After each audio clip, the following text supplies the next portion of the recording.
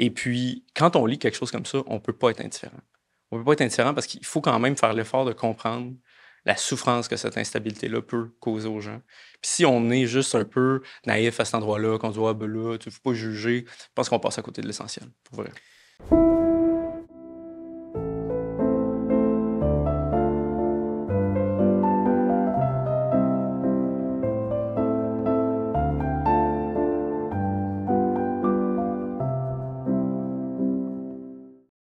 Bonjour à tous, un petit mot pour remercier ceux qui nous appuient financièrement. C'est grâce à vous que le projet fonctionne, que nous allons pouvoir continuer de vous offrir du contenu vraiment intéressant et même continuer de vous surprendre.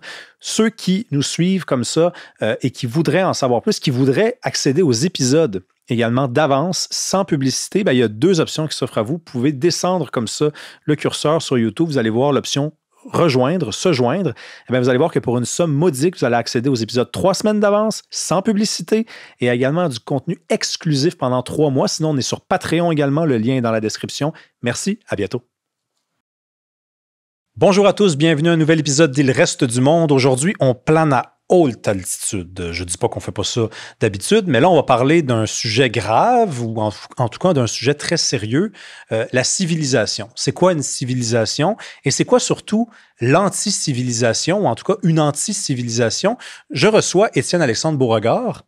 Bonjour. Tu as écrit un livre sur le sujet. On va se tutoyer parce qu'on est des amis dans la vie de tous les jours. Bien sûr. Je refuse de faire semblant qu'on ne se connaît pas puis qu'on se vous voit lorsqu'on va manger au restaurant ensemble. Tu es un jeune essayiste, nouvellement chercheur à l'Institut Cardius. Effectivement. Tu as travaillé en politique aussi. Mais tu es ici pour nous présenter un livre qui est paru déjà en France à la mi-septembre et qui s'en vient au Québec le 31 octobre, donc à la toute fin du mois. C'est un titre, moi, quand tu me l'as envoyé, d'ailleurs, je t'avais dit, moi, je ne reçois pas mes amis juste pour recevoir mes amis. Il faut vraiment qu'il y ait de la substance parce que je ne fais pas de quartier, puis de toute façon, ça ne donne pas des très bons épisodes dans ce temps-là. Donc, tu m'as dit, oui, mais j'ai un livre qui s'en vient, ça serait une pas pire bonne idée. Puis j'ai dit, oui, envoie-le-moi. Et là, j'ai lu le titre, et là, je me suis dit, waouh! Ça, là, c'est un sujet sérieux, c'est un coup de circuit. Les termes, juste qui définissent le titre, c'est très intriguant. C'est quoi ça, anti-civilisation? Je pense qu'effectivement, c'est la question qui est au cœur du truc.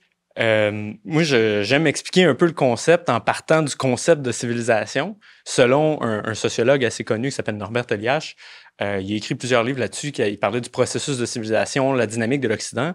Puis, dans le fond, la thèse au cœur de son idée, c'était qu'une civilisation, fondamentalement, elle se forme quand les gens apprennent à aller au-delà de leurs pulsions, au-delà de leur intérêt individuel, au-delà de la première chose qu'ils aimeraient faire, pour un peu sublimer leurs désirs et penser à, OK, c'est quoi les normes qui nous permettent de vivre ensemble? C'est quoi les principes que si je les respecte, ça va faire en sorte que je vais être mieux capable de cohabiter avec mon voisin?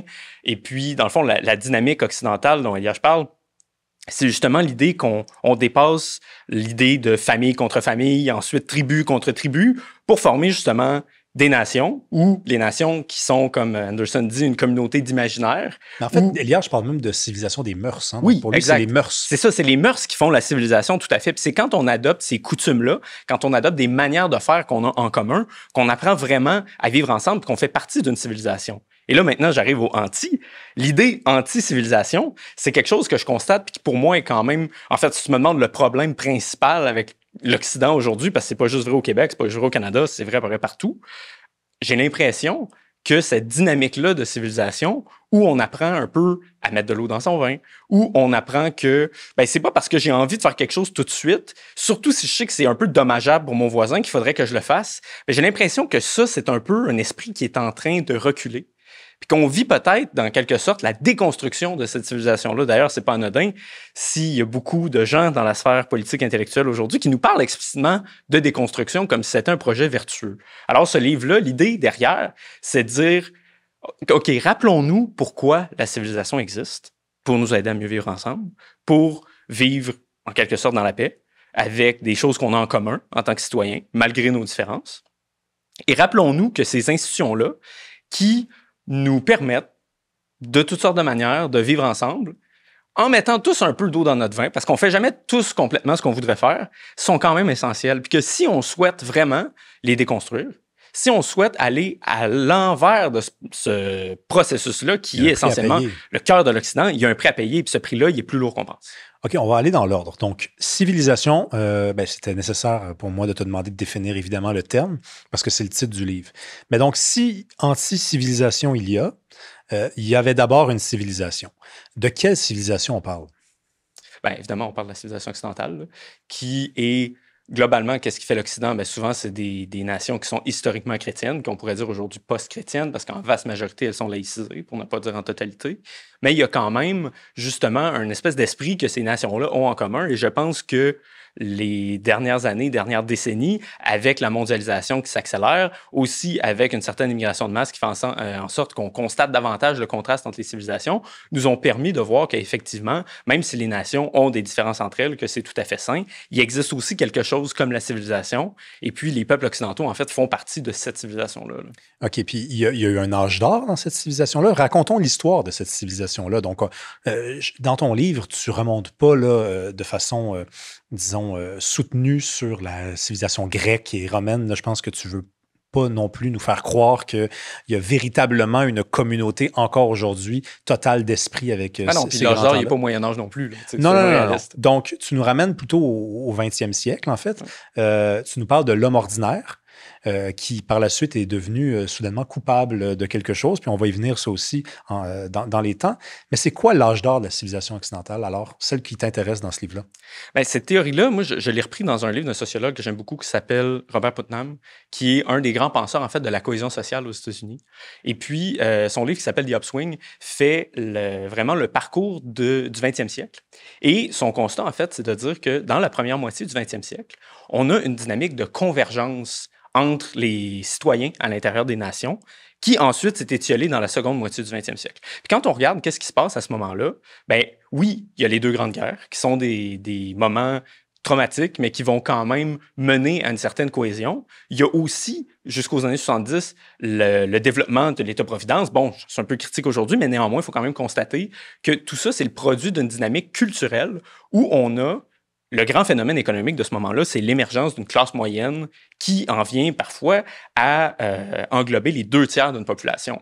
Et puis ça, c'est un phénomène économique, mais c'est aussi un phénomène culturel. Puis c'est là qu'on en vient à l'homme ordinaire, parce que quand on est dans une dynamique comme ça, puis c'était le cas notamment aux États-Unis avec le New Deal de Roosevelt, on a une partie de la population qui atteint un certain niveau de prospérité, puis qui est aussi très majoritaire en société. Puis ça, qu'est-ce que ça fait? Ça fait que la norme prend son sens aux 2 sens du terme. Premièrement, la norme au sens de normalité, ce que la plupart des gens sont ou font, mais aussi la norme au sens de normativité, c'est-à-dire ce qu'on souhaiterait être. Et puis ça fait en sorte que la figure qu'on dirait l'homme ordinaire, mais peut être aussi la femme ordinaire, bien sûr, c'est l'idée qu'il y a quelque chose qu'on a en commun qui est valable, qui souvent est lié à un statut économique, mais aussi à l'identité nationale, parce que c'est quelque chose qui est un puissant moteur d'intégration. Par exemple, pour les immigrants qui sont arrivés notamment aux États-Unis, les Italiens, les Polonais, etc., toute cette vague-là du début du 20e siècle, ça a été un grand moment d'intégration aussi, parce que c'est des gens qui, pour avoir le statut économique de cette classe moyenne-là, souhaitaient aussi en adopter les codes sociaux. Ça, c'est quelque chose que je remarque au tout début du livre, de dire que quelqu'un comme Shanour Aznavourian est devenu Charles Aznavour. Oui. Que quelqu'un comme Dino Crocetti est devenu Dean Martin.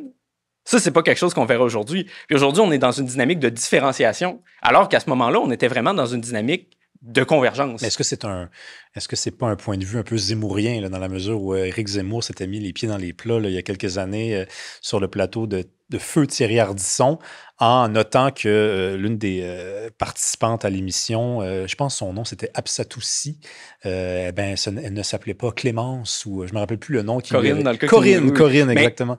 Mais, en fait, c'est pas le point de vue qui est le mien, mais je considère que, en fait... Tu constates que ça existait quand même, et que c'était un choix qu'on comprenait. Surtout à ce moment-là, c'est un choix. Il n'y a jamais personne qui l'a contraint, surtout pas aux États-Unis, pays de la liberté individuelle. Il n'y avait pas de loi qui obligeait exactement. les parents à faire Puis ça. est-ce qu'il faudrait faire une loi pour faire ça aujourd'hui? Bien sûr que non. Tout ça est une démonstration pour montrer qu'il y a une époque où la culture majoritaire était vue comme désirable. Puis où, quand on souhaitait accéder à un certain statut, ça passait par l'intégration. Puis on voyait en disant, hey, si je deviens pleinement québécois, si je deviens pleinement américain, si je deviens pleinement français, si je deviens pleinement britannique, c'est mon ticket pour la vie que je rêve. Puis, dans le fond, c'est un espèce de cercle vertueux, là, parce que c'est un peu le meilleur des mondes, tu sais. Puis pas parce que je vais oublier quelque chose, parce que je vais nier une partie de moi-même. Ça, d'ailleurs, c'est vraiment une vision qui se développe dans la seconde partie du schéma. Mais surtout, c'est de dire que je gagne quelque chose en m'intégrant, qui va être économique, qui va être culturel. Et donc, c'est un cercle vertueux, en fait, là. Puis, à une époque où il y a eu un flux important d'immigration, là, on parle au début du 20e siècle, particulièrement aux États-Unis, ben, c'est ça, en fait, qui leur a permis de vivre ensemble. Puis encore une fois, c'est comme peut-être une tempête parfaite au bon sens du terme, mais on a quand même une dynamique de manière tout à fait pacifiée où on a eu une grande intégration, une grande communauté aussi. Puis c'est ça qui a culminé, en fait, un espèce d'âge d'or, effectivement, au milieu des années 1900. Là. Et qu'est-ce qui s'est passé? Parce que là, tu nous parles de cet âge d'or-là. Il y a les 2 grandes guerres dont tu viens de parler. Les grandes guerres traumatisent. Écoute, juste aujourd'hui, on parle de fascisme, on parle d'extrême droite, on parle aussi d'extrême gauche. C'est la preuve que ces conflits-là ont laissé une marque parce que ce sont des termes qu'on utilise. En tout cas, je ne dis pas qu'ils sont jamais utilisables, mais ils sont surutilisés. Je pense que je ne m'aventure pas trop en disant ça. Donc, est-ce que c'est ce traumatisme-là qui a fait en sorte que l'homme ordinaire, ou en tout cas la classe moyenne, ou l'âge d'or de la civilisation occidentale, a rencontré des défis importants?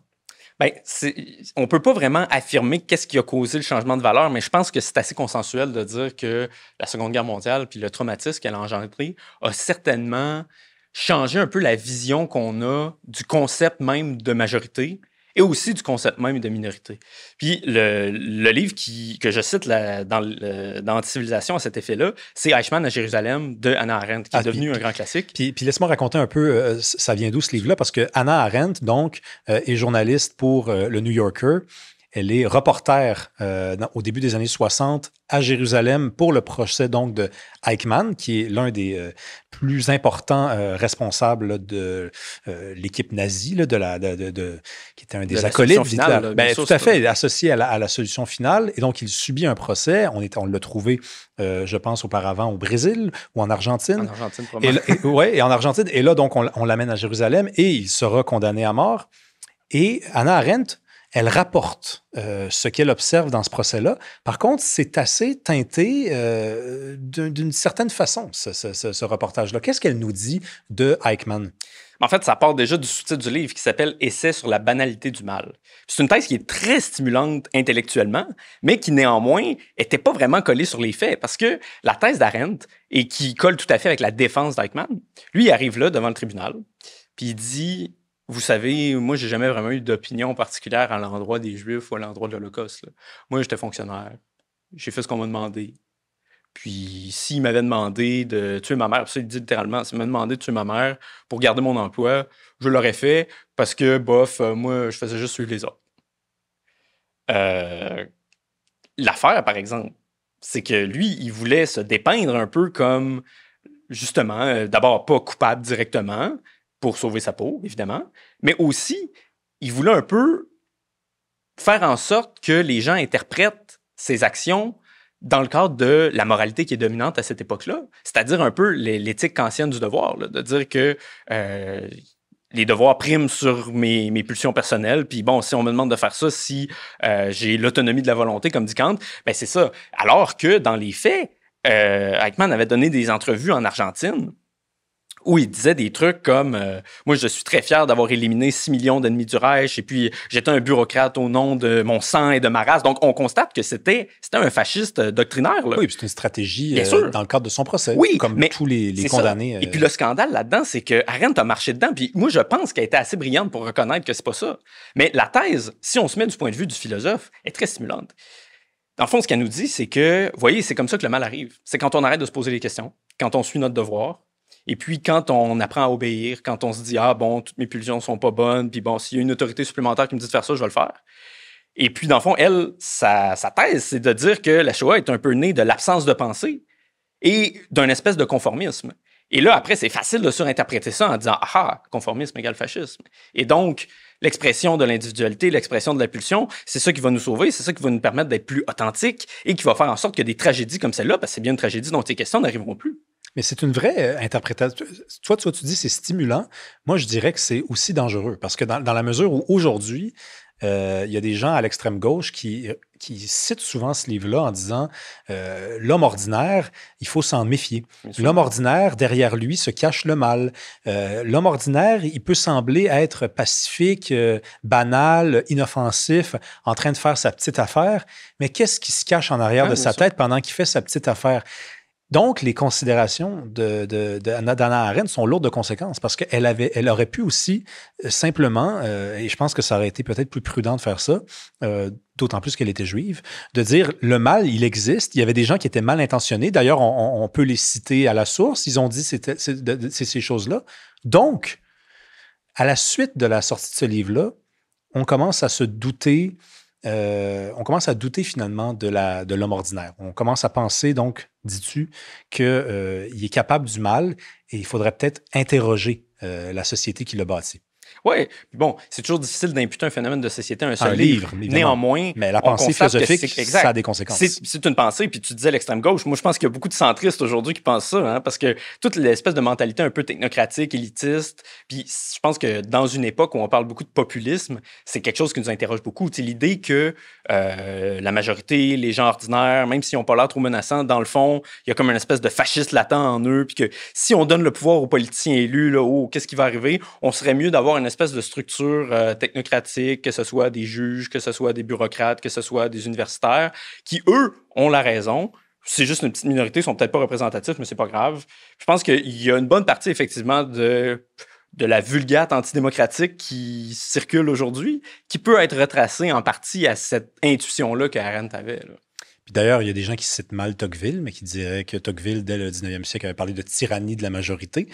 Est-ce que c'est une interprétation? Moi, je pense que c'est mal cité, mais toi, est-ce que tu penses que c'est une interprétation normale? Je veux dire, est-ce que dès le 19e siècle, Tocqueville ne nous avait pas lancé un avertissement? Mais ça, c'est vraiment intéressant parce que moi, je suis de ceux qui pensent que la tyrannie de la majorité, c'est pas celle qui s'exerce dans les urnes. Au contraire, quand on ne peut pas se prononcer démocratiquement sur ce qui est vertueux, ce qui l'est pas, sur ce qui est bien, sur ce qui est mal, sur les règles qui devraient nous régir en société, c'est dans ces espaces de soi-disant liberté que s'exerce la tyrannie de la majorité la plus perverse. Parce que si on regarde, par exemple, en fait, le soi-disant marché libre, c'est toujours très, très, très subjectif parce que la publicité existe, parce que les influenceurs existent, puis tout ça, ça nous dit une chose, ça nous dit qu'au final, les gens sont quand même un peu conformistes, peut-être dans le mauvais sens du terme là-dessus. Dans le sens que s'il y a une tendance, ben oui, il y en a qui vont la suivre, mais parfois, c'est juste de dire que les actions, en fait, néfastes d'une majorité peuvent forcer les autres à le faire. Puis si on prend par exemple un comportement pro-social ou antisocial, payer des impôts. Voyez? Si demain matin, tout le monde commence à travailler au noir, la tyrannie de la majorité va nous dire à tous les deux que, peut-être qu'on serait mieux de commencer à faire pareil, parce que sinon, on est les seuls qui se font abuser par l'ensemble du système. Mais ça, c'est pas la loi, c'est pas les bureaucrates qui ont dit « Oh, arrêtez de payer vos impôts ». C'est le choix spontané, vicieux de certains, pas vertueux, qui entraîne les autres à se dire « Ah merde, on prend avantage de moi, donc je serais mieux moi aussi d'avoir un comportement qui est objectivement antisocial, parce que sinon, c'est moi qui paye le prix d'être le seul vertueux. » C'est un peu, ça devient une espèce de théorie des jeux là, avec le dilemme du prisonnier, comme on dit. Fait qu'on comprend c'est quoi une civilisation. Ton livre porte sur la civilisation occidentale. On comprend ce que c'est qu'une l'anti-civilisation, c'est l'envers, c'est quand elle ne réussit plus à séduire. D'ailleurs, on va revenir là-dessus tantôt parce qu'on peut même le faire déjà tout de suite parce que tu disais tantôt qu'au début du 20e siècle, les États-Unis, si on prend cet exemple-là, attirent énormément d'immigrants qui adhèrent à un mode de vie commun, qui voient une majorité déjà établie et qui se disent c'est par cette majorité-là que passe la réussite, la gloire, le succès, en tout cas, peut-être pas la gloire, mais la réussite et le succès. Le modèle était séduisant. Aujourd'hui, on constate et les raisons sont multiples, que c'est pas comme ça que ça se passe. Est-ce qu'il n'y a pas, au-delà de la question du nombre, au-delà de la question d'une immigration qui serait issue de communautés qui sont difficilement intégrables, au-delà de ça, est-ce qu'il n'y a pas aussi un problème avec la majorité qui n'est plus séduisante? Parce que ça a fonctionné avec des peuples qui peut-être ressemblaient un peu plus. Ouais. Effectivement, on parle des Italiens, on parlerait des Grecs, des Polonais. Ils ont en commun, en tout cas, pour ce qui est des Italiens et des Polonais, des chrétiens catholiques, là, pour la majorité. Mais est-ce que c'est tout? Est-ce que c'est facile? Est-ce que c'est pas court de s'arrêter là? Bien sûr. Puis, tu sais, Rémi, c'est pas un essai sur l'immigration. Là, non. Je veux dire, tu sais que c'est une question qui m'interpelle beaucoup, mais c'est probablement de mes 3 livres celui où j'en parle le moins. Ben, c'est pour ça qu'on n'en parlera pas beaucoup. Exactement. Non plus. Mais en fait, c'est un livre qui porte sur la question des normes culturelles. Puis à partir de quand le centre d'une société arrête de séduire, puis où les gens se disent « je serais mieux dans la marge », on pourrait utiliser n'importe quel exemple sans parler d'immigration. On pourrait parler de trucs comme se peindre les cheveux en bleu. On pourrait parler de la jeunesse. On pourrait dire pourquoi les jeunes ne trouvent plus le modèle séduisant. Exact. Puis pourquoi est-ce qu'on a l'impression que c'est en se différenciant qu'on va peut-être monter dans l'ascenseur social, qu'on va être mieux vu de nos pairs, qu'on va accéder à des opportunités. Fait à mon sens, on a passé d'une logique de convergence à une logique de différentialisme. Ça, c'est très lourd de conséquences. Oui, mais tu disais tantôt, il y a une méfiance qui est tombée sur les épaules et qui, telle une sangsue, c'est comme collé à vie, peut-être pas à vie, mais en tout cas durablement sur les épaules de cette classe moyenne, de cet homme ordinaire-là. Mais y a-t-il autre chose? Au-delà de la méfiance, qu'est-ce qui explique qu'aujourd'hui, ce modèle-là, il n'est plus aussi séduisant qu'avant? Est-ce qu'on est dans la décadence, par exemple? Décadence, c'est pas un terme que j'emploie personnellement, même si j'en parle un peu au début. Je pense que le discours qu'on voit en ce moment sur la décadence, c'est révélateur que les gens qui tiennent à la norme constatent qu'elle s'étiole. La plupart du temps, d'ailleurs, il y a des gens de gauche, il y a des gens de droite. C'est un discours qui fédère assez aujourd'hui. Et puis, moi, je pense que le principal facteur culturel derrière ça, c'est qu'on est passé justement à une époque de différenciation. Puis disons, le concept central de ça, c'est quand on parle d'authenticité. Ouais. Tu sais, l'authenticité, c'est très bien vu aujourd'hui, hein. Puis c'est ça qu'on apprend quand on a mon âge. Par exemple, quand on a 25 ans, t'es pas bien plus vieux que moi. T'as dû entendre ça aussi à l'école. Tu sais, il faut être authentique, il faut être véritablement toi. Mais ça, c'est très difficile à savoir d'avoir quand t'es jeune, qu'est-ce que t'es véritablement toi. Puis au final, on est venu à cette espèce de réflexion fallacieuse qui nous dit que d'être authentique, c'est de se différencier de la norme. Et donc, plus je m'éloigne de la norme, plus je suis authentique. Donc, mieux c'est, parce qu'on est à l'époque de la liberté, on est à l'époque de l'authenticité. Puis, à mon sens, c'est vraiment ça, l'idée qui vient un peu changer les termes du contrat. Et puis, il y a une statistique, d'ailleurs, qui est absolument frappante dans le livre. Là. Moi, j'y croyais pas. D'ailleurs, je suis bien obligé d'y croire. La raison pour laquelle je n'y croyais pas, c'est que je me demandais comment c'était même possible qu'on ait enregistré cette réponse-là à l'époque dans une étude. Dès les années 50, donc, en fait, dans les années 50, 12% des ados se disaient être, et là, on ouvre les guillemets, une personne importante, donc via une étude qu'on menait, j'imagine. Et là, 30 ans plus tard, c'était rendu à 80%. Donc là, c'est rendu, en fait, que être une personne importante, puis là, j'imagine aujourd'hui, spéculons qu'on est quasiment à 99%, là, tout le monde est une personne importante. Fait qu'être une personne spéciale, là, c'est être dans le 1% ou être dans le 20%. Qui dit qu'il n'est pas spécial. Ben, c'est ça, c'est un peu ça. Ça, c'est, selon toi, le narcissisme, l'individualisme, le développement personnel. Ce sont des marques de l'anti-civilisation.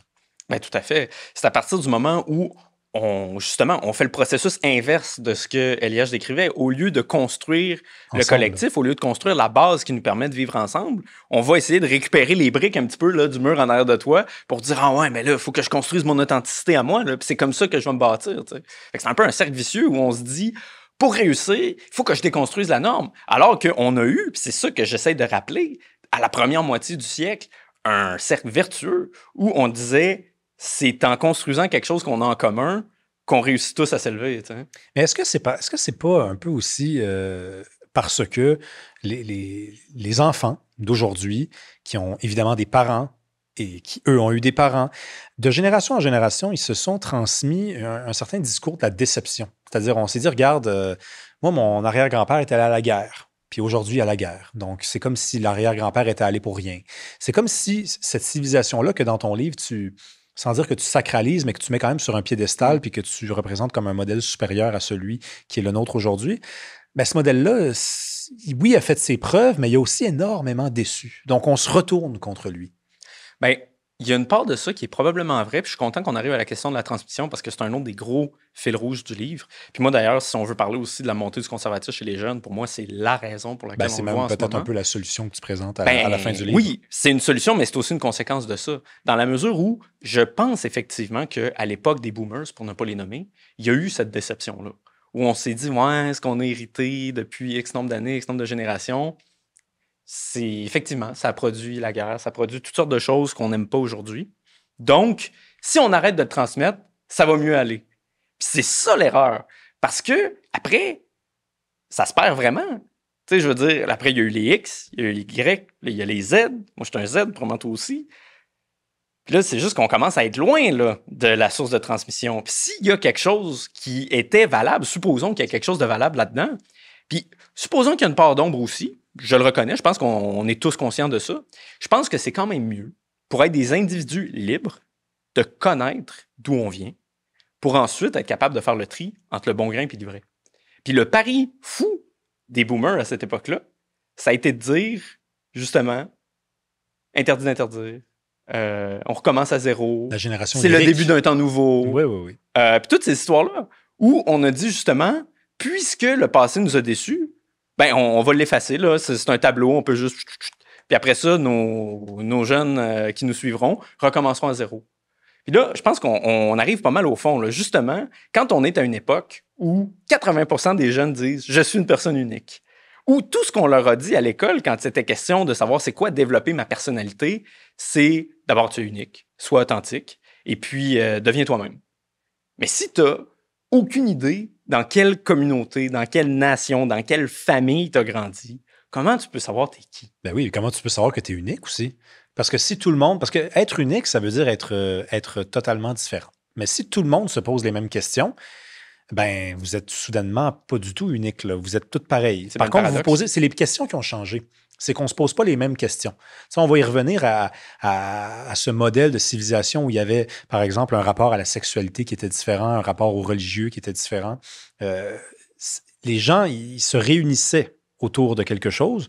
Aujourd'hui, quelqu'un qui voudrait te surprendre au détour, par contre, Étienne, te dirait ben, les gens aussi se réunissent autour de quelque chose. C'est juste qu'ils se réunissent autour de quelque chose qui est eux, mais tout le monde fait ça. Donc, mais ils ne se réunissent pas. C'est ça le problème. Oui. Effectivement, ils ne se réunissent pas.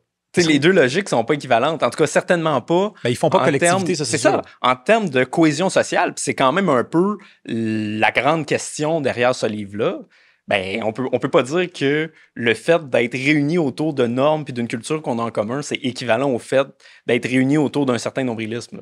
C'est sûr que les deux sont pas équivalents en matière de la confiance qu'ils sont capables de faire entre les citoyens, en matière aussi de la solidarité qu'ils sont capables de générer, parce que ça, c'est quelque chose que nos amis progressistes oublient souvent, c'est que pour qu'on puisse avoir bâti quelque chose comme l'État-providence, encore fallait-il qu'on se dise « OK, mon voisin, si jamais il est mal pris, j'ai quelque chose en commun avec lui, c'est pour ça que je vais accepter de payer l'hôpital. » Puis même si moi, j'irai jamais à l'hôpital parce que j'ai une bonne santé, ça me dérangera pas de payer pour quelqu'un qui reste à Chibougamau parce que je sais qu'on a quelque chose en commun, c'est une nationalité puis c'est une culture. À partir du moment où on dit « ça, c'est mauvais », c'est une mauvaise manière d'entrer en lien, c'est au nom de ce qu'on n'a pas en commun qu'on va se réunir.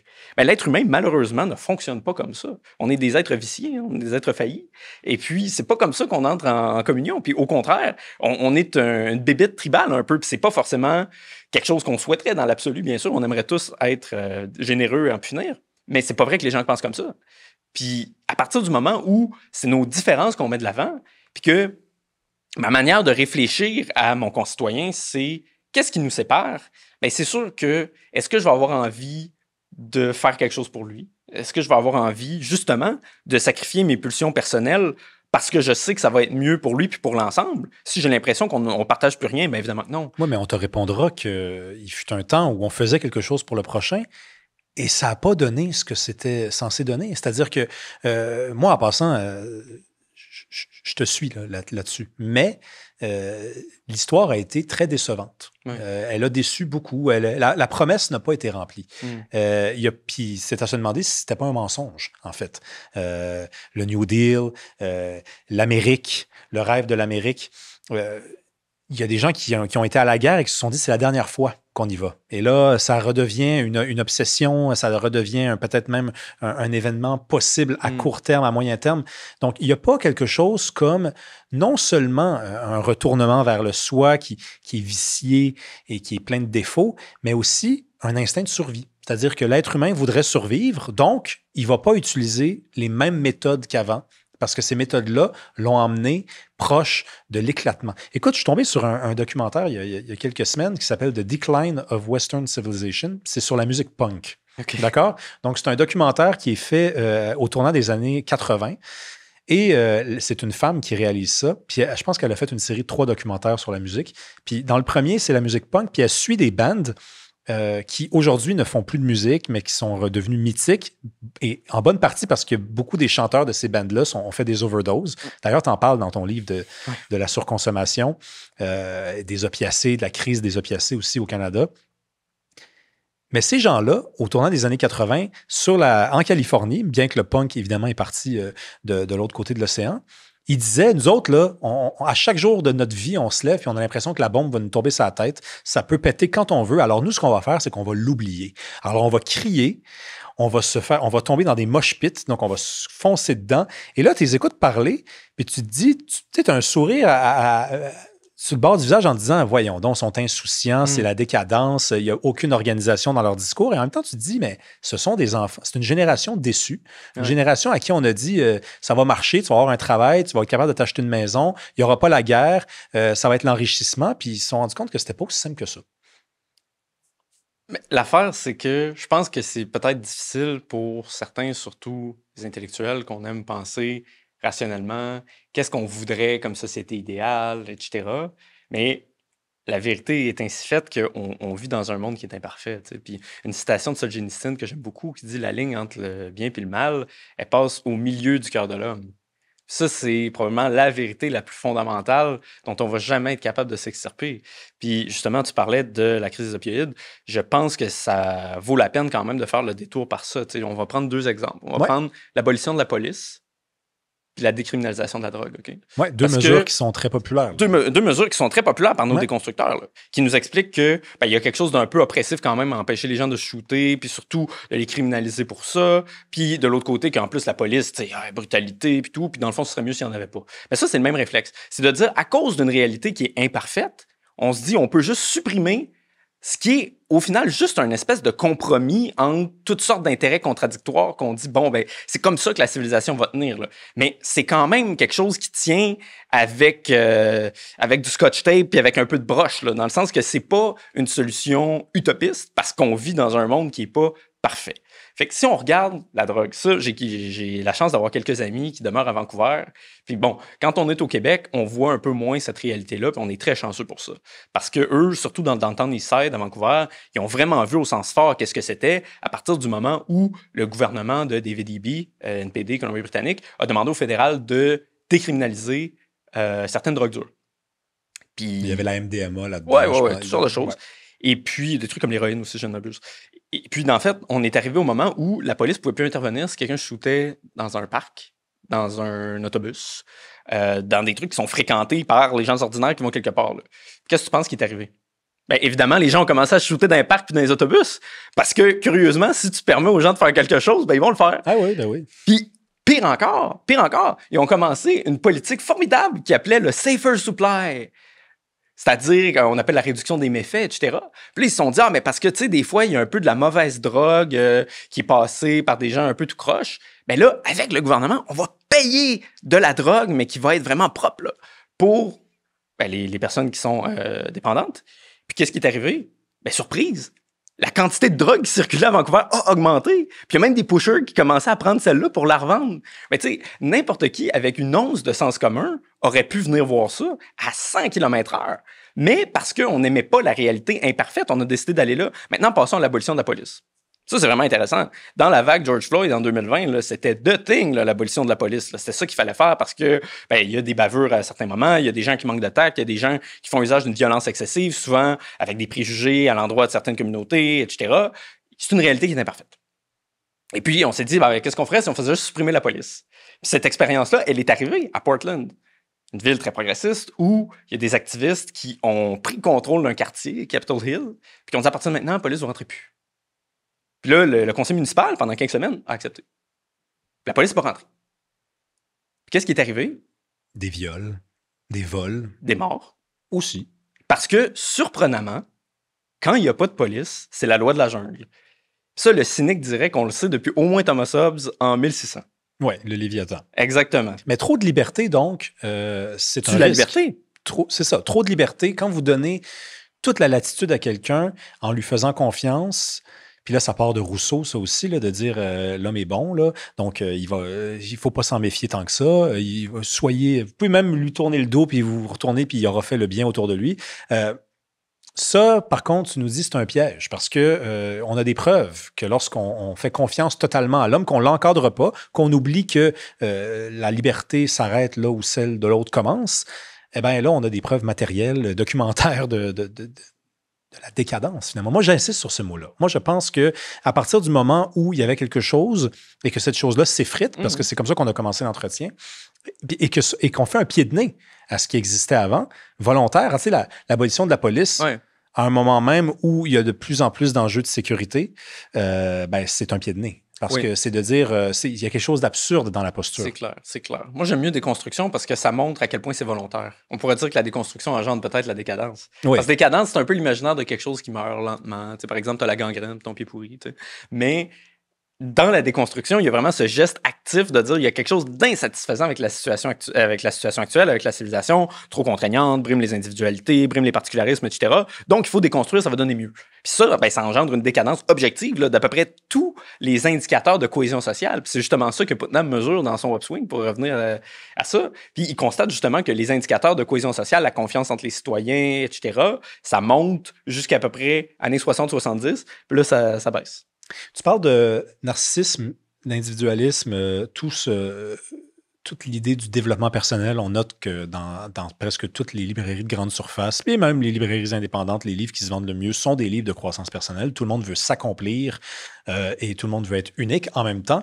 Donc, tout le monde veut faire la même affaire et être unique. Il y a autre chose aussi. Tu envoies une pique à ce que tu appelles le libertinage, en fait. Donc, l'idée, puis tu donnes l'exemple de femmes, des filles qui se retrouvent dans un marché où, si elles ne sont pas prêtes à faire l'amour rapidement avant le mariage, eh bien, elles passent deuxième parce que les gars, ils vont trouver une fille, si c'est pour être leur copine, qui, elles, sont prêtes à faire ça.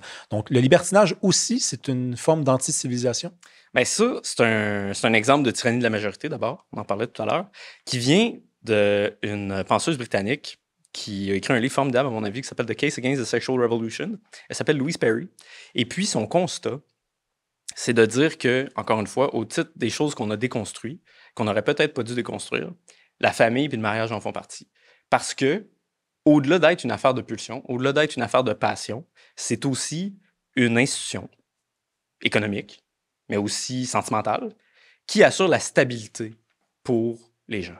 Et puis, c'est peut-être quelque chose qu'on a mis de côté ou auquel on ne pense pas autant aujourd'hui. D'ailleurs, ça, c'est une des choses que j'aime beaucoup le Québec, mais une des choses que je suis très critique, c'est qu'on a de la difficulté à penser politiquement la question de la famille. C'est comme s'il y avait un tabou là-dessus, là, qu'on parle de natalité, qu'on parle de mariage, qu'on parle de tout ça. C'est comme si on avait un peu un malaise avec ça et qu'on ne voulait pas en parler. Pourtant, il y a un ministère de la famille. Donc, c'est une question politique, c'est ça? Qui est en fait un ministère des CPE. Donc, c'est ça. Est-ce que le ministère de la Famille pense à la famille? La question est ouverte. Mais c'est ça. Puis, dans le fond, le propos de Perry, c'est pas de condamner les pratiques des uns et des autres. Ça. C'est un peu à côté de la question. Mais c'est la trame conductrice de mon livre. C'est vraiment de dire, je pense qu'il faut repenser les bienfaits des institutions pour les individus. Et puis, ça, d'ailleurs, il y a vraiment tout un paquet de littérature en sciences sociales qui se développe sur cette question-là, parce que je pense qu'on réalise justement qu'on est allé trop loin d'un côté, à quel point le fait de venir d'une famille intacte et stable, c'est la meilleure chose que tu peux donner à un enfant. T'sais. Ça, c'est comme si c'est un peu tabou, parce qu'on a... Puis peut-être à juste titre, parce qu'on a toujours l'impression qu'on est en train de juger les autres, mais c'est pas ça. C'est juste une analyse sociologique qui dit que les gens ont besoin de stabilité pour se développer, puis que c'est dans un milieu où on n'est pas toujours barouetté d'un côté de l'autre, qu'on vit dans un cadre qui est prévisible. Puis quand on sait d'où on vient, en fait, on sait où on va. T'sais. Puis ça, ce que je dis en ce moment de la famille, je pourrais le dire de la nation, je pourrais le dire de toutes les autres institutions, je pourrais le dire de l'école, comme c'est mauvais quand t'as pas le même professeur à chaque jour à l'école parce que c'est des suppléants qui s'enchaînent les uns après les autres. T'sais, tout ça est vrai. Puis c'est une critique plus large de l'instabilité qui semble être un peu le fait du temps présent, puis de dire qu'il y a des institutions, en fait, qui sont nourricières pour l'individu, et puis que, justement, d'avoir un rapport soutenu avec des gens, que ce soit de près avec la famille, de plus loin avec la nation, mais c'est ça qui nous permet d'être vraiment des individus, qui nous permet d'avoir une existence qui en vaut la peine. Puis d'ailleurs, ça, c'est ce qui m'a peut-être le plus surpris dans ton livre, parce que c'était presque des lignes féministes, dans la mesure où dans cette partie du livre sur le libertinage, tu disais les grandes perdantes, les grands gagnants, plus tôt, des dernières vagues de féminisme. C'est Hugh Hefner, le fondateur de Playboy. Mais je pense que là, tu citais plutôt... Oui, c'est une ligne que j'ai volée à Perry, mais je la Perry. trouve fort intéressante. Mais tu disais, tu sais, les femmes dans le monde d'aujourd'hui, elles réussissent pas à composer avec la force de l'homme, tu sais, sa force physique, avec le fait que c'est un conquérant, puis qu'elles ont encore ce besoin-là de trouver un refuge, puis de trouver sécurité. Et elles seront toujours perdantes dans le jeu qui consiste à se laisser aller comme ça sur le plan sexuel, parce que elles sont pas elles sont plus tiraillées que l'homme. L'homme peut renoncer, pense-t-il en tout cas. Après, il y a des hommes qui s'en rendent compte trop tard qu'ils auraient bien voulu devenir père, mais c'est instinctif chez la femme que de trouver au moins la sécurité, pas de devenir femme, de devenir mère, j'irais pas jusqu'à dire ça. Donc, dans le monde d'aujourd'hui, si elle pensait faire des gains, ben c'est pas un peu ce que tu dis? Ben, au-delà de la différence entre les sexes, parce que c'est vrai qu'il y a certaines tendances qui sont plus présentes chez l'un et chez l'autre, mais ce que Perry dit exactement, elle appelle ça la sociosexualité. C'est comme une espèce de continuum entre, d'un côté, on recherche la stabilité maximale, puis une famille qui va jamais changer tout au cours de la vie, puis à l'inverse, de l'autre côté, c'est juste enchaîner les conquêtes sans s'enraciner nulle part. Puis son constat général, c'est de dire que la situation actuelle, issue des années 60-70, favorise bien davantage ceux qui ont une haute sociosexualité que ceux qui recherchent la stabilité. Parce qu'à partir du moment où la norme sociale change d'un côté à l'autre, ben ça a des impacts. Puis, c'est de dire, puis ça, personnellement, c'est une position que j'assumerais, de dire c'est peut-être mieux que la norme sociale soit à la stabilité, sans stigmatiser ceux qui ne sont pas avec cette norme-là. Parce que c'est ça le problème que beaucoup de gens ont avec les normes, à juste titre. T'sais, il ne faut pas que ça devienne contraignant. Puis c'est pas toutes les normes qui devraient être, par exemple, imposées par la loi. Oui. Mais il y a certaines normes que c'est peut-être mieux que ça soit culturel de favoriser la stabilité au sein de la famille. Ce qui ne veut pas dire que si quelqu'un vit un mariage vraiment malheureux, vraiment violent, il faut l'empêcher de divorcer. C'est une absurdité de dire ça. Néanmoins, je pense qu'on peut tous reconnaître qu'il y a un plus à la stabilité, puis que, effectivement, ceux qui recherchent davantage de stabilité dans le monde actuel où la stabilité est un peu progressivement déconstruite, si j'ose dire, perdent au change. Je suis content que tu reviennes avec la question de la norme parce que je pense que, et je me demande si tu l'as anticipé, il y a une critique qui va être formulée à l'égard de ton livre et je veux voir où tu te positionnes par rapport à ça. Je pense que certaines personnes vont lire ce livre-là et se dire que c'est un livre élitiste, dans la mesure où les choses qui sont dénoncées, les maux de la société qui sont dénoncés et les solutions, et on va y venir, le conservatisme, peut-être même le populisme, qui sont présentées, elles ne font pas l'affaire de la majorité. Je m'explique. Il y a toujours eu, même dans le temps de l'âge d'or de la civilisation occidentale, des courailleux. Des gens qui n'étaient pas très, très pratiquants. Des gens qui étaient concentrés sur leur personne, voire des narcissiques et des individualistes. Quand tu lis sur les grands hommes, les grands bâtisseurs, c'était pas les gens qui suivaient forcément les mœurs de l'époque. C'est des gens qui peut-être prétendaient le faire, mais qui, dans l'intimité, étaient un peu plus cow-boy. Donc, est-ce que tu penses que ce livre-là, c'est un peu, en quelque sorte, un livre qui offre un programme, c'est pas un programme évidemment, mais offre le choix, le portrait d'une société idéalisée, mais pour les masses populaires, alors qu'on sait très bien que les élites, elles ont toujours été en marge? Ben, en fait, j'aurais envie de dire que c'est un peu l'inverse. Parce que un des concepts qui m'intéresse beaucoup dans ce livre-là, c'est celui de croyance de luxe. C'est-à-dire que toutes les pratiques destructrices que je viens de t'énoncer, en particulier l'abolition de la police, la décriminalisation de la drogue, etc., souvent, ceux qui vont le prêcher le plus fort, ça va être ce qu'on appelle les élites. Ça va être des professeurs universitaires, ça va être des gens qui travaillent en politique. Puis c'est eux qui vont le mettre en pratique aussi. Mais plus souvent qu'autrement, ils vont jamais être exposés à leurs effets. Tu sais, aux États-Unis, on connaît le phénomène des gated communities, quand les gens payent de la sécurité privée. Ben, c'est sûr que si tu abolis la police, mais que tu vis dans un gated community, c'est pas vraiment grave. Puis, je pense aussi que les gens qui plaident en général pour la décriminalisation de la drogue, ça vient d'une bonne place. T'sais, on se dit, on veut pas réprimer des gens qui sont malades. Mais l'affaire, c'est que si tu es effectivement aux prises avec ça, c'est dans ton meilleur intérêt de ne plus avoir cette dépendance-là. Donc, des pratiques comme le traitement involontaire pour la désintox. Aujourd'hui, là, c'est des conservateurs qui défendent ça. Mais c'est quoi le meilleur intérêt? Puis, même chose, la strate de la population qui divorcent le moins, c'est un couple avec 2 personnes qui ont une éducation universitaire. Et pourtant, ceux qui vont professer l'attitude la plus libertaire à l'endroit du mariage, c'est eux. Fait qu'à ce moment-là, si c'est élitiste, ben moi j'aimerais bien que ceux qui prêchent c'est la déconstruction, la pratique, et voient à quel point ça va être bon pour leur vie. Mais curieusement, pourquoi est-ce qu'on voit le phénomène inverse? Puis ça, d'ailleurs, la croyance de luxe, ça vient d'un intello américain qui s'appelle Rob Anderson, qui a gradué de l'université de l'Ivy League, mais qui, lui, a pas eu la chance d'avoir des parents. Il a été abandonné, orphelin. Il a passé d'une famille d'accueil à l'autre. Et puis, c'est ça qui lui a fait voir. T'sais, il dit, moi, quand j'étais dans mes classes, puis là, je me rappelle plus si c'est Harvard, Yale, ou etc., mais c'est une grande université américaine, il dit, je voyais des gens qui avaient grandi dans une famille stable, avec 2 parents, très riches, bien en moyens, puis qui disaient, ah oui, tu sais, la famille, c'est tellement surfait, puis tu sais, on devrait pouvoir faire un peu ce qu'on veut. Puis il y a une scène vraiment émouvante à la fin du livre où il est avec ses parents adoptifs à son université pour sa graduation. Puis il dit, je voyais les autres avec leurs parents à eux, avec qui ils ont toujours vécu. Puis il dit, si seulement j'avais pu avoir ça dans ma vie, j'aurais accepté de jamais avoir la job payante que j'ai aujourd'hui, de jamais avoir les opportunités éducatives que j'ai eues, parce que c'est ça qui me manque le plus. Puis pour vrai, moi j'ai l'infinie chance que mes parents soient toujours ensemble, puis je mesure juste aujourd'hui à quel point c'est une chance, parce que pour moi, ça a été la norme quand j'ai grandi. Et puis, quand on lit quelque chose comme ça, on peut pas être indifférent. On peut pas être indifférent parce qu'il faut quand même faire l'effort de comprendre la souffrance que cette instabilité-là peut causer aux gens. Puis si on est juste un peu naïf à cet endroit-là, qu'on se dit, ah, ben là, tu ne faut pas juger, je pense qu'on passe à côté de l'essentiel, pour vrai.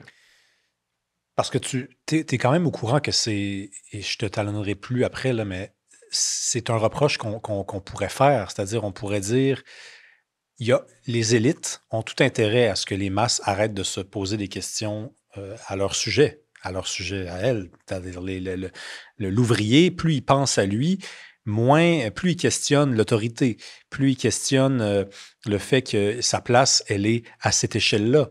Donc, quand on entend quelqu'un faire la promotion d'un modèle de société qui reviendrait à ce qu'on a connu avant, tu la vois pas un peu, la contradiction? Tu le vois pas, le doute, Je la suis pas suspicion? convaincu de ça sur le plan économique pour la raison suivante. C'est la culture de la conformité qui nous a donné l'État-providence, qui est de tout temps le plus grand gain que les classes ouvrières ont jamais fait.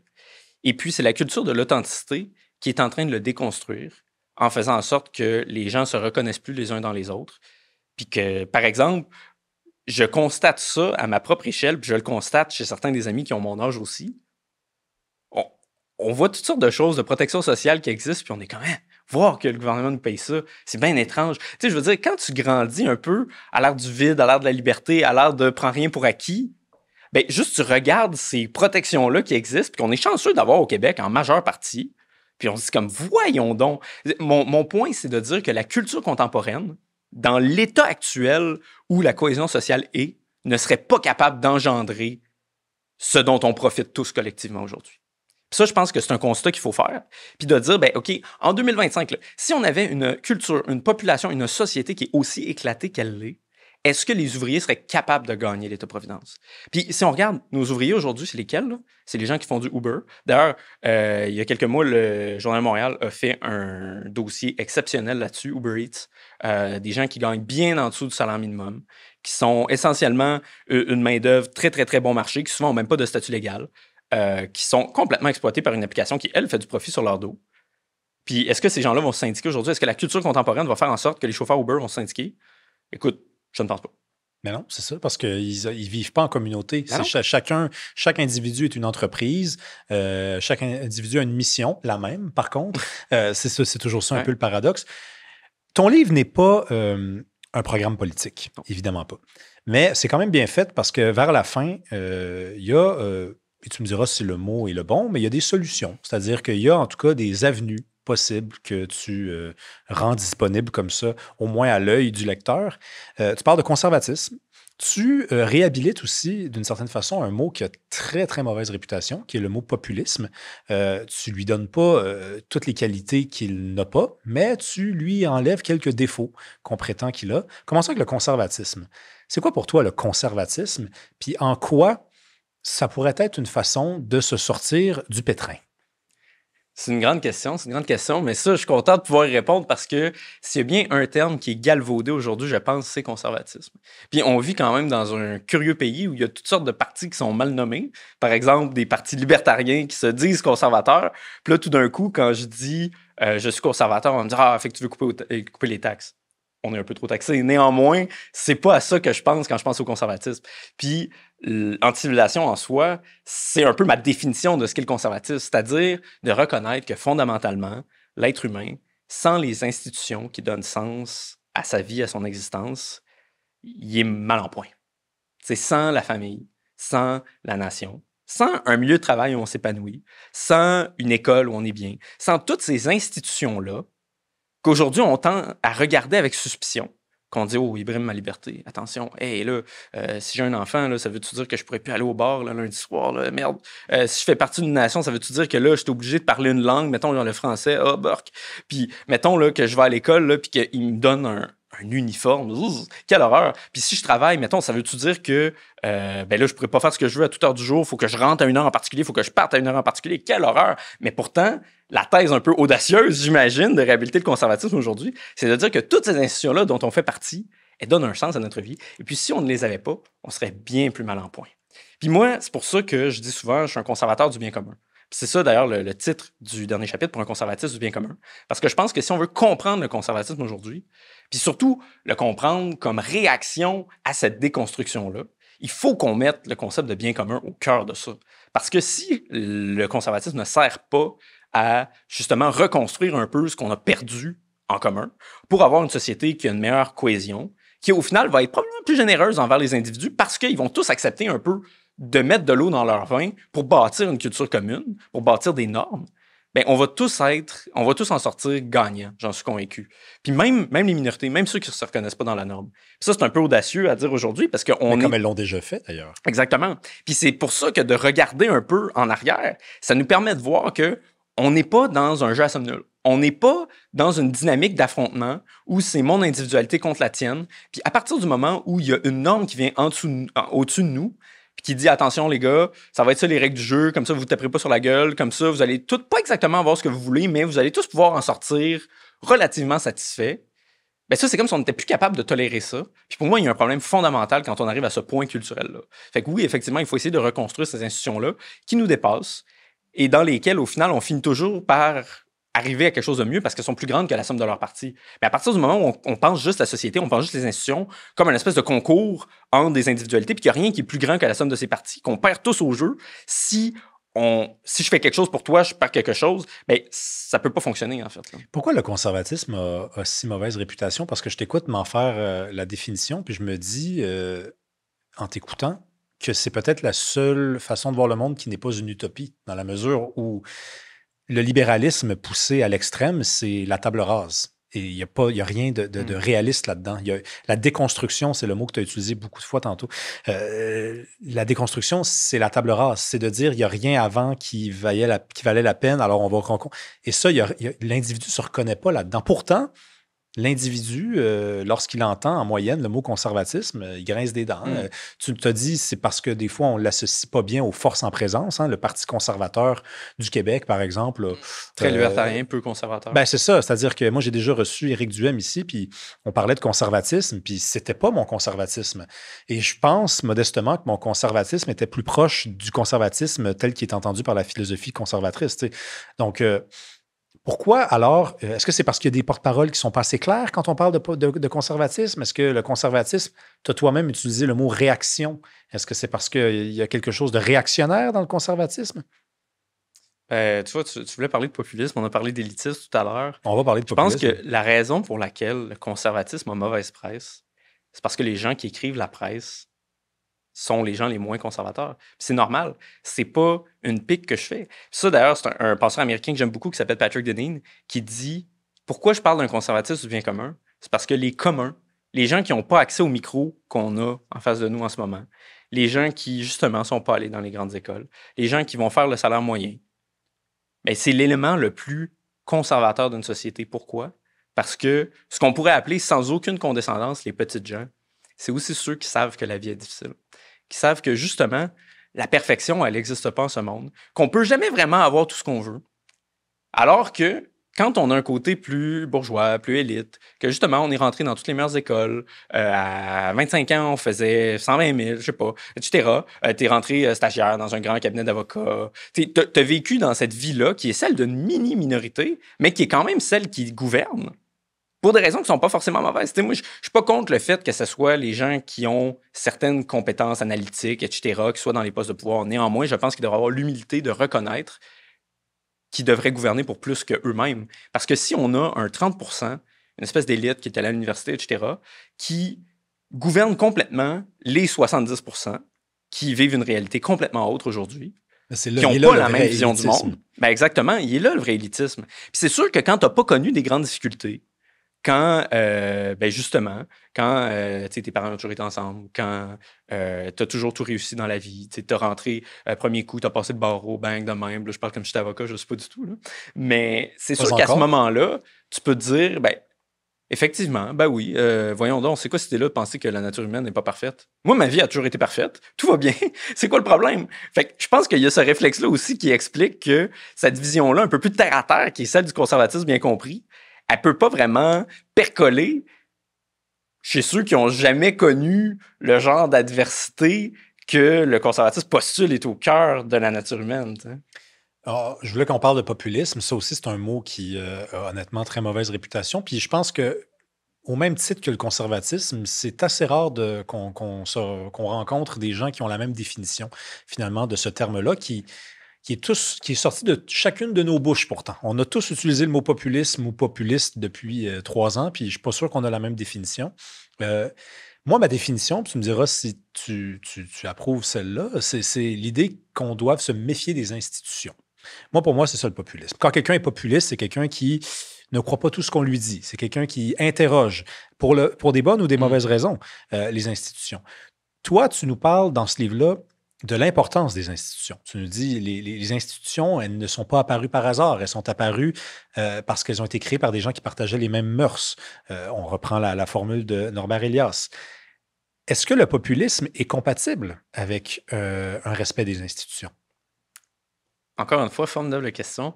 Ce que tu as décrit tantôt comme étant la méfiance envers les institutions, moi, dans mon livre, puis quand je parle régulièrement, j'appelle ça un peu le contrarianisme. T'sais. Parce que, à mon sens, justement, cette méfiance-là, qui est un symptôme, à mon avis, de la déconstruction, puis du fait que les élites ne fonctionnent plus et les institutions ne fonctionnent plus pour certaines personnes parce qu'elles sont dirigées par des gens qui n'ont pas le souci, justement, du bien commun, ça suscite la méfiance, à juste titre. Néanmoins, moi, quand je parle de populisme, grosso modo, c'est ceux qui défendent la loi de la majorité, qui pensent que les normes qui sont encore celles généralement établies, héritées, bien qu'un peu déconstruites, doivent être défendues. Puis c'est quelque chose que je pense que la plupart des populistes ont en commun. Par exemple, au Québec, on pourrait dire d'être davantage du côté de l'Assemblée nationale contre le gouvernement des juges, surtout à Ottawa. C'est une posture qui est populiste. C'est aussi une posture qui est démocratique. Alors, la plupart du temps, populisme et démocratie vont assez bien ensemble, là, bien qu'il y en a certains élitistes qui aimeraient nous faire croire que le populisme et la démocratie sont aux antipodes. Plus souvent qu'autrement, celui qui va dire « Ouais, écoute donc, la majorité », on peut dire qu'il est populiste, certainement, mais on peut pas dire qu'il n'est pas démocrate. Il y a beaucoup de populistes qui gagnent des élections. Hein? Exactement. La plupart du temps, ils sont meilleurs aux élections que pour faire nommer des juges ou pour faire nommer des profs d'université, etc. Hein? Il y a comme... Puis c'est là qu'on voit un peu la contradiction, en fait, entre le fait qu'il y a un message qui est populaire par la force des choses s'il gagne des élections, qui réussit pas à percoler dans certaines institutions qui, pourtant, gouvernent la société, directement ou indirectement, c'est là qu'il y a un peu une adéquation. Puis le populisme, au sens de, disons, accent radical mis sur la démocratie, il se nourrit du fait que les idées populaires, que ce sens commun-là, n'est pas représenté adéquatement dans les institutions auxquelles les gens ordinaires sont confrontés au quotidien. Là.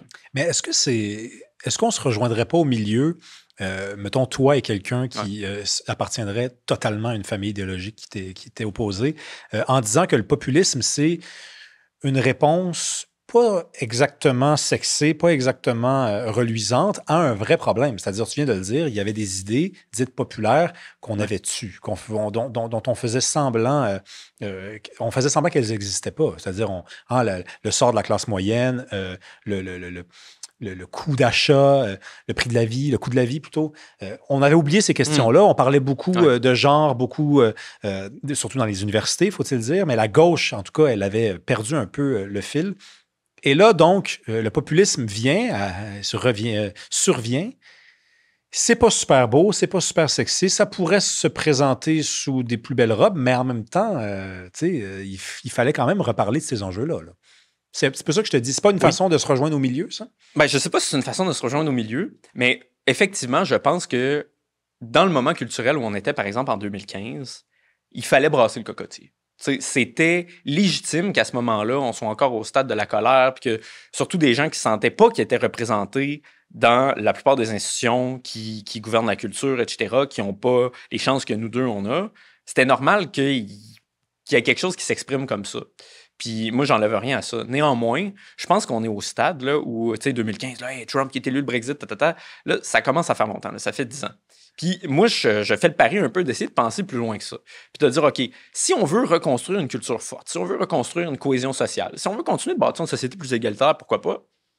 Est-ce qu'il ne faut pas penser plus loin que ça? C'est pour ça que le populisme a ses vertus, mais c'est pour ça qu'il ne doit pas tomber dans le contrarianisme.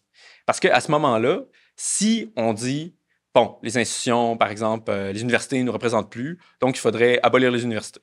Les médias ne nous représentent plus, donc il faudrait avoir des espèces de chambres d'écho en ligne, puis déserter complètement tout ce qui est médias traditionnels parce qu'on n'aime pas ça. Puis on peut continuer longtemps avec toutes les institutions culturelles ou pas, mais je pense pas qu'on inverse la dynamique de déconstruction. Là. Moi, je pense qu'on fait juste construire, ou plutôt déconstruire à l'inverse, puis ça me satisfait pas comme quelqu'un qui est soucieux de la cohésion sociale, comme quelqu'un qui veut rebâtir des normes sociales, qui souhaite qu'on sorte de cette parenthèse-là qui est quand même largement conflictuelle, puis je pense qu'il commence à épuiser beaucoup de gens. Bien, ça veut dire qu'on peut pas juste continuer de déconstruire du côté inverse. T'sais. C'est pour ça que, par exemple, le Trumpisme, pas une sympathie particulière pour ça, parce que, d'une certaine manière, est-ce que c'est pas devenu une espèce de contre-culture de droite pour hommes blancs? Je veux dire, à ce moment-là, si c'est juste de déconstruire de l'autre bord, ben, je suis pas vraiment sûr qu'on avance vers un projet qui est plus cohérent ou plus porteur. Là. As-tu espoir, toi? Parce que j'ai reçu ici Serge Denoncourt, qui était assis à ta chaise, puis qui m'a dit le wokisme est allé trop loin. Là, maintenant, le conservatisme va aller trop loin. Puis le wokisme devait aller aussi loin parce que pendant des années, il y avait eu ce que tu as toi-même un petit peu reconnu. Tu as dit en 2015, il y avait des changements. Bon. Mais est-ce qu'à un moment donné, on va être capable d'aller juste au milieu? J'ai utilisé l'expression se rejoindre au milieu. Est-ce que les balanciers sont destinés à aller tout le temps comme ça, d'un bord comme de l'autre? Déjà, juste, je suis en train de le faire avec ma main, puis ça m'étourdit. Donc, j'imagine que ça étourdit aussi les sociétés. Bien, c'est clair. Puis quand je parle de bien commun à la fin du livre, moi, je pense que la tâche fondamentale de nos sociétés aujourd'hui, c'est de reconstruire un centre qui se tient. Puis pas un centre politique au sens de offre politique plate et fade, là, vraiment pas. Mais un centre au sens de une culture où on peut tous se reconnaître, comme au sens un peu de l'agora, là, dans le sens de reconstruire... Un mur porteur. Oui, puis de reconstruire cet espace commun où on est capable de se comprendre, où on partage des choses, puis c'est là que ça va être difficile à l'ère de l'authenticité, où on est capable de mettre certaines choses de côté pour en embrasser qui vont nous rassembler davantage. Puis c'est ça la grande tâche d'aujourd'hui. Parce que si on continue à creuser nos sillons, si on continue à s'éloigner d'une part comme de l'autre, hein, que ce soit les woke ou les contrariens, puis qu'on décide juste de voir jusqu'où on est capable de s'éloigner du centre, chacun de son côté, je pense que ça peut pas se terminer d'une bonne manière. Merci, Étienne Alexandre. Merci, Rémi. Ça te fait du bien de retrouver une indépendance peut-être d'esprit. Je sais que tu écrivais des très beaux livres et que tu étais indépendant alors que tu étais à la CAQ, mais là, vraiment, tu es sorti de la politique. Ça te fait du bien? Moi, j'ai l'impression que ça te fait du bien, en tout cas. Bien, c'est sûr que quand on travaille en politique, justement, il faut savoir mettre de l'eau dans son vin, puis il faut accepter que c'est une norme qui est par-dessus soi, qu'on travaille pour quelqu'un d'autre, puis qu'on n'est pas maître de sa parole parce que quand on parle au nom de quelqu'un. Néanmoins, j'ai quand même cette vocation intellectuelle-là, comme tu l'as constaté. Puis c'est sûr que moi, j'adore écrire, j'adore lancer des idées dans la cité. C'est pour ça que ça me fait vraiment plaisir de lancer ce livre-là. Là. Ben, en tout cas, le livre sort le 31 octobre au Québec. Il est en librairie en France depuis le 16 septembre. Ça s'appelle Anti-civilisation. Merci à vous d'avoir été là. Écoutez, si vous aimez ce qu'on fait, vous pouvez vous abonner. Il y a 3 façons de le faire. Il y a une façon gratuite. Puis il y a 2 façons aussi pour nous soutenir financièrement. Vous allez être des abonnés à ce moment-là. Il y a Patreon, le lien est dans la description. Ça vous donne accès aux épisodes 3 semaines d'avance sans publicité. publicité ainsi qu'à du contenu exclusif. Sinon, ben, c'est plus simple. C'est sur YouTube. En fait, vous avez l'option rejoindre, se joindre. Vous pesez là-dessus.